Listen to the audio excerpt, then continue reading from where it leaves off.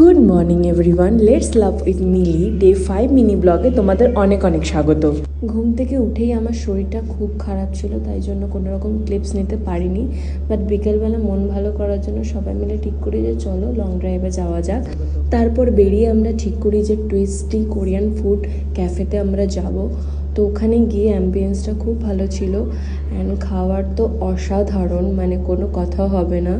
তো আমি ওখানে একটু স্টাইল করছিলাম, দেন আমাকে সংগ্রাম খুব জ্বালাচ্ছিল। আমরা অর্ডার করেছিলাম অনেক ধরনের আইটেম। ফার্স্ট অর্ডার করেছিলাম কোরিয়ান ক্যারেজ, তারপর করেছিলাম French fry, then Korean chicken wings and সবার শেষে র্যামেন করেছিলাম। খাবার কোয়ালিটি নিয়ে কোনো রকম কথাই বলা যাবে না, কারণ খুবই টেস্টি ছিল।